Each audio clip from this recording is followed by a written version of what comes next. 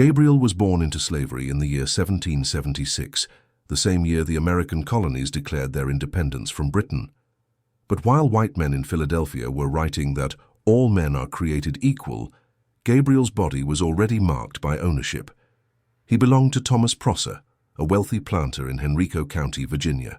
From childhood, Gabriel stood out, not just for his size and intelligence, but for a fire inside him that even the overseers couldn't extinguish. By the time he was a teenager, he had learned to read, a dangerous skill for a black slave. He had also learned the trade of blacksmithing, forging iron with the same force he would later try to use to forge freedom. Gabriel wasn't alone. In the slave quarters, men and women whispered about revolution. They had heard what had happened in Saint-Domingue, how the enslaved people there had risen up and defeated the French. News traveled slowly, but it traveled.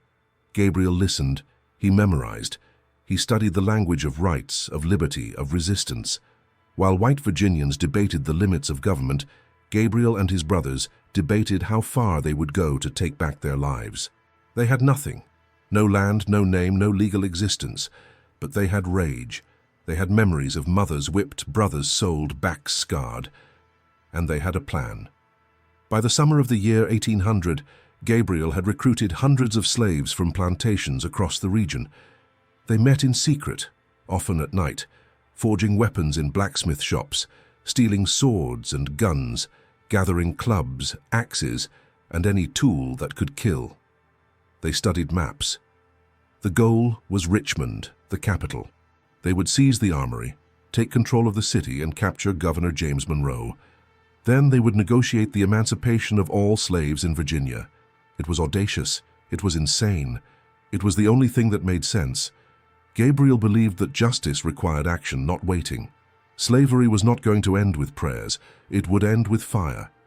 The date was set, August 30th, 1800. But as the hour approached, the sky opened in torrential rain. Roads flooded. Bridges collapsed. The uprising was delayed by 24 hours. That delay would cost Gabriel everything. 2 slaves, fearing the consequences, betrayed the plot to their masters. Within hours, the state militia was mobilized. Armed patrols swept the area, arresting anyone who seemed suspicious. Dozens of black men were seized, tortured, and interrogated. Some confessed. Some lied. Some held out until the end. But the state wanted blood. Gabriel went into hiding. For weeks he disappeared, moving from field to forest, protected by other slaves who still believed in the dream he carried. But dreams do not survive in chains. In September, Gabriel was captured near Norfolk after being betrayed by another slave for the promise of a monetary reward. He was brought back to Richmond in chains, paraded as an example. The trial was swift and brutal. Gabriel refused to testify against anyone. He didn't beg. He didn't cry. He stood silent. On October 10th, he was hanged.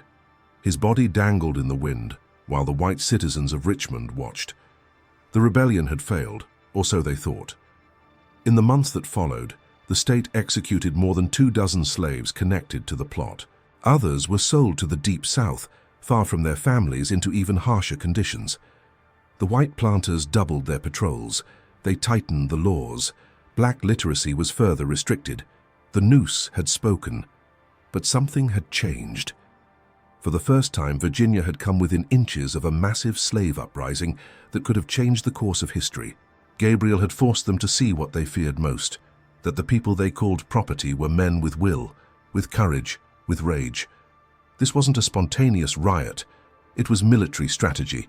It was organized, calculated, intelligent, and it had nearly succeeded.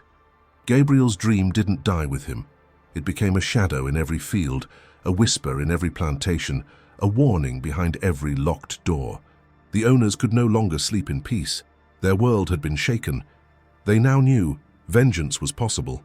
Gabriel Prosser didn't live to see freedom, but he died, proving something greater. He proved that slavery could not break the human desire to fight back, that even when crushed, humiliated, and hunted, a man could rise, he could dream, he could strike, and he could make the empire bleed. Gabriel's execution did not simply end a rebellion. It exposed a fault line in American hypocrisy. The same republic that shouted liberty from every pulpit was built on human bondage, and Gabriel had dared to use their own logic against them. The Founding Fathers, many of whom owned slaves, had declared that governments derived their power from the consent of the governed. But Gabriel was never asked to consent to anything. His life was governed by a whip, not a vote. He lived under surveillance, not laws. He worked under threat, not contract. And yet, he believed the words he read in newspapers and pamphlets. He believed they applied to him. That terrified Virginia. After Gabriel's rebellion, the state did not simply punish bodies, it went after minds. The Virginia Assembly passed laws making it illegal for enslaved people to be taught to read or write. They feared another blacksmith with literacy, another man who could read Thomas Paine and imagine a different life, another man who could coordinate, calculate, lead. They didn't fear chaos, they feared intelligence, they feared thought, because Gabriel had proved that once a man could read the world, he could also imagine changing it. They also changed laws about movement. Enslaved people could no longer gather in groups, even for religious services, unless a white person was present. The black church, which had begun to serve as a space for emotional and spiritual resistance, was now targeted. Even worship became a threat. Every sermon, every prayer, every hymn had to be watched, because white men had seen what happened when the enslaved organized. They had seen weapons smuggled in crates, swords hidden under straw, messages passed in scripture.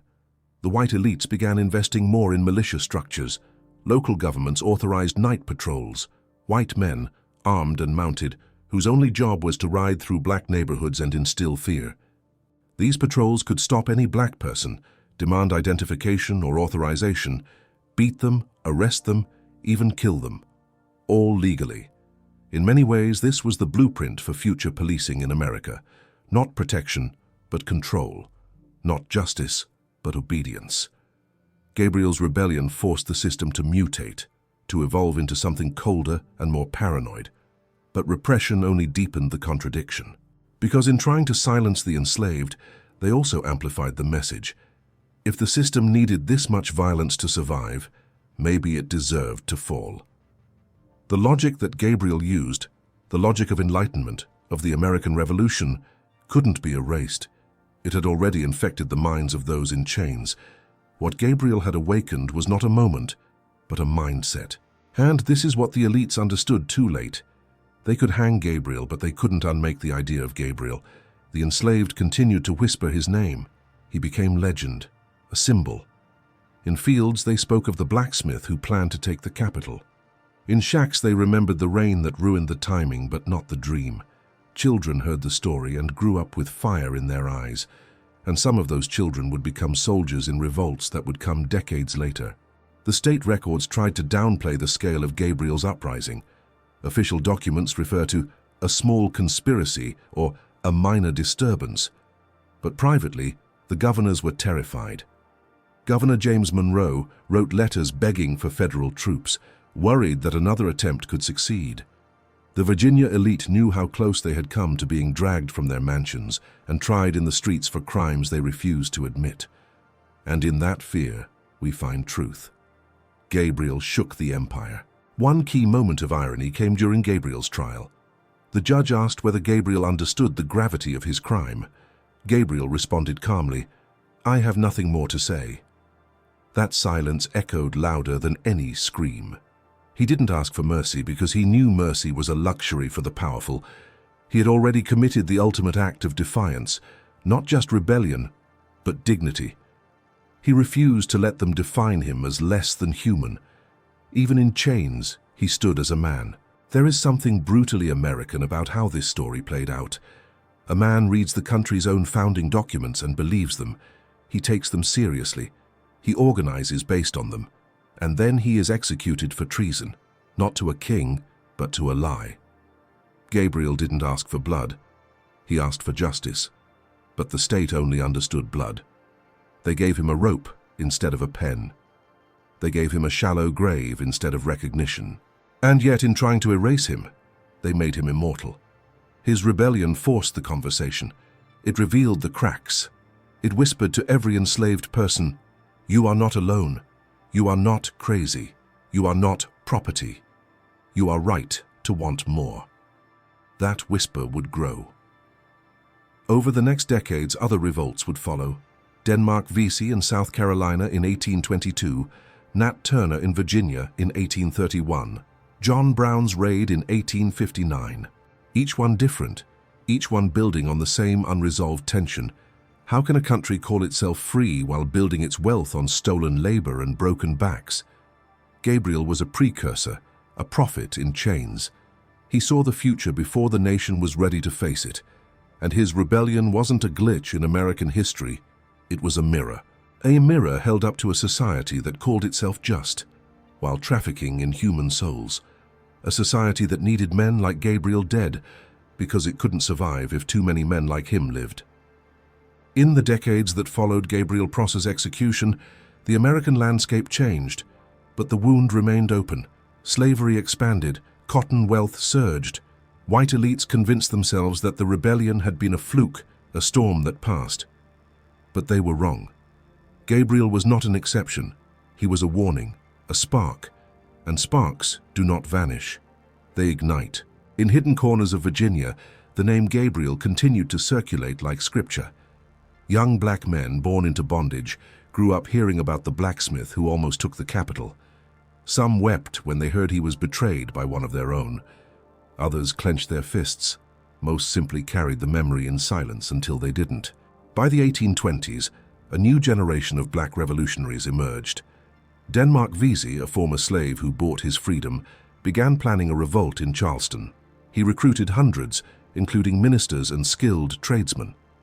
His plan echoed Gabriel's in both ambition and detail: coordinated attacks, seizing weapons, burning down symbols of white power. Vesey often quoted the Bible and the Declaration of Independence, just like Gabriel had. He taught that bondage was not just illegal under God's law, it was evil. But like Gabriel, Vesey was betrayed. His plot was uncovered. The state hanged him, and 34 others. White authorities patted themselves on the back. Another rebellion crushed. Another message sent. But the real message was different. These uprisings weren't isolated, they were spreading. Slaves weren't just running away, they were organizing, thinking, preparing. Vengeance was no longer a matter of chance. It was becoming inevitable. And then came Nat Turner. In 1831, 3 decades after Gabriel's failed rebellion, Turner, a literate preacher and mystic, led the deadliest slave revolt in American history. He and his followers moved through Southampton County like a storm, killing over 50 white people, including women and children. It was brutal, bloody. Unlike Gabriel and Vesey, Turner did not plan a symbolic takeover. He executed revenge in its rawest form. The country exploded. White panic turned into savage retribution. Over 200 black people, many with no connection to the revolt, were hunted, tortured, executed. But something was different this time. Turner survived for 2 months in hiding. His confession, when finally captured, was published, and unlike before, white society could no longer pretend this was an isolated madness. Turner's words were clear. Do you think because you are white you are safe? Do you think this country will never answer for what it has done? Turner had grown up hearing about Gabriel. So had others. Gabriel was the seed. Nat Turner was the harvest. This was the vengeance Gabriel never lived to see. Not in the form of fire and blood, but in the form of historical inevitability. His rebellion cracked the illusion. It showed the enslaved that revolution was possible. It showed the masters that their system could bleed. The Civil War, which came 30 years later, is often presented as a political conflict over federalism, but beneath the legal language was a reckoning centuries in the making. And the first blow wasn't struck at Fort Sumter. It was struck in Richmond in 1800, when a blacksmith dared to organize hundreds of enslaved people to march on the seat of white power. Gabriel did not live to see the war, but the war lived because of men like Gabriel. When the Union Army marched through the South, thousands of former slaves joined as soldiers. Many of them had fathers or grandfathers who told them stories of failed uprisings. Some had family members who were executed. Some bore the scars of whips, the memories of mothers sold, the weight of brothers gone. And they fought with fury, with clarity, with the knowledge that this was not just a war for territory, it was revenge, not petty revenge, not blind violence, but cosmic, historic revenge, the settling of a moral debt. Gabriel never picked up a gun, but his hands had held iron, shaped tools, forged futures. And in that forge he lit something that weapons alone could not destroy. He lit awareness. He lit legacy. After emancipation, white society tried to erase the memory. Schoolbooks omitted his name. Monuments were built for Confederate generals, not for black rebels. History was sanitized. But in black homes, Gabriel was remembered, not as a victim, as a warrior, as the man who in 1800 nearly flipped the world. In 2007, over 200 years after his death, the state of Virginia finally formally acknowledged Gabriel Prosser's uprising. They called him a patriot. They admitted the truth. His cause was just, his methods logical, his punishment unjust. But even that recognition felt hollow. Too late. Too safe. Because true vengeance does not need statues, it needs truth. And the truth is this: Gabriel Prosser was right. America was wrong. He was murdered not for what he did, but for what he knew, for what he dared to imagine. He imagined a different South, one where black children were not born into chains, one where reading was not a crime, one where iron was used to build, not to bind. And though he died with that vision unrealized, it survived him. In rebellion, in war, in memory. In every black child who learns to read. In every voice that says, "I will not be owned." Vengeance took many forms, some fast, some slow, some violent, some legal. But it came, not through fire alone, but through the simple act of remembering what was done and refusing to accept it. Gabriel never saw his name honored. He never saw the capital fall. But in the end it did fall, not to his sword, but to his legacy. His ghost still walks through Virginia, and every time someone tells his story, the empire that killed him loses one more brick,